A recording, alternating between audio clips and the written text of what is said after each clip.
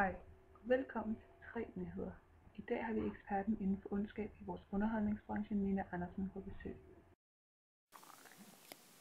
Hej, jeg vil gerne snakke om ondskab i vores underholdningsbranche. Jeg vil starte med at snakke om reality-programmet Fristet, som kører på TV3. Det er et program, hvor nogle unge mennesker bliver delt op i 2 hold, og i løbet af showet skal de så samle flere tusind kroner sammen til det her hold, de nu på. Det gør de ved at skulle gøre nogle meget grænseoverskridende ting og relativt onde ting. Og det kan så være over for sig selv eller andre. I et afsnit blev 2 deltagere sat i isolation. Den ene holdt i 2,5 timer, mens den anden blev der i 48 timer. Og ved at de gjorde det, der kunne de vinde 5.000 kroner til deres hold, som de ikke engang selv er sikre på at vinde, da de kan ryge ud inden finalen. Der er også et af afsnittene, der hedder kinesisk vandtortur. Så kan de vælge at blive udsat for tortur for at vinde penge til holdet.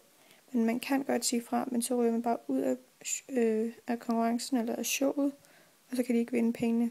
Og det synes jeg er ondt, fordi tænk, vi kan være fristet så meget af penge, at vi er villige til at gå igennem tortur. Vi er meget afhængige af penge, og det kan nogle gange få os til at stoppe med at tænke fornuftigt.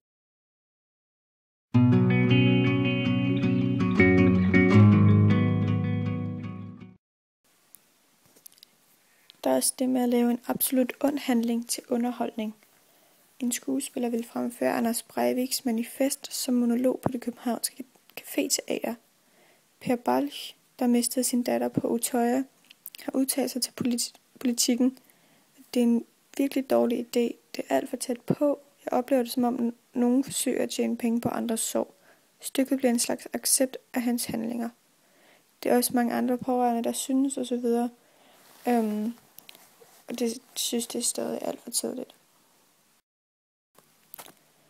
Jeg tænker også, er det okay at lave så ond en handling om til underholdning? De mener det ikke, fordi de gør sjov med det eller gør grin med det, men de underholder stadig folk. Og jeg kan godt se det der med, at folk synes, at det er en slags accept af hans handlinger. Fordi jo mere opmærksomhed han får på den handling, jo mere tilfreds bliver han vel.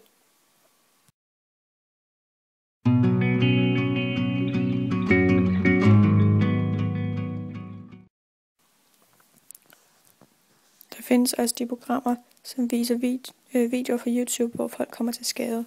Og vi kan også godt selv sidde foran computerskærmen og søge efter sådan nogle videoer.